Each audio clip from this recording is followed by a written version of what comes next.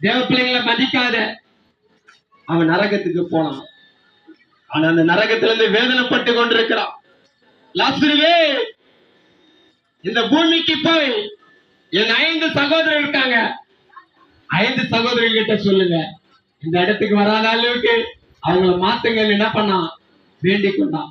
எனக்கு அருமையானவர்களே, இந்த பூமியில எப்படிப்பட்ட வாழ்க்கை வாழ்ந்தாலும் சரி, இந்த பூமி கொஞ்ச காலம்தான், இந்த பூமி கொஞ்ச காலம்தான். ஆனா என் ஆண்டவருடைய ஆட்சி வரும்போது 1000 வருஷம் ஒரு ஆளுவாரு. இன்னைக்கு என் ஆண்டவராகிய இயேசு கிறிஸ்து ஏற்றுக்கொள்ளுங்க. யோவான் 16:20 சொல்கிறது, உங்கள் துக்கம் சந்தோஷமாய் மாறும் என்று. ஏன்னா இன்னைக்கு உன் துக்கத்தை அவர் என்ன பண்ண போறாரா? சந்தோஷமா மாத்ததான் இந்த இடத்துக்கு நாங்க வந்திருக்கிறோம்.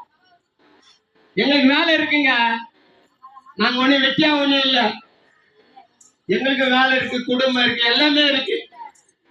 ஏன்னா எங்க வேலையே நாங்க பார்த்துக்கிட்டா இயேசு கிறிஸ்துவை பத்தி நாங்க எப்படி சொல்றது? எனக்கு அருமையானவர்கள, எனக்கு ஒரு ஆள் சொல்லியிருப்பாங்க இயேசு கிறிஸ்து ஏத்துங்க. நான் எப்படி ஒரு ஆள் சொல்லி இயேசு கிறிஸ்துவை நான் ஏத்துக்கணும்? அதே போல என் ஆண்டவராகிய இயேசு கிறிஸ்துவ மற்றவங்களுக்கு நான் சொல்ல வேண்டாமா? மற்றவங்க கஷ்டத்துல இருக்கும் போது அவங்களை பார்த்து நான்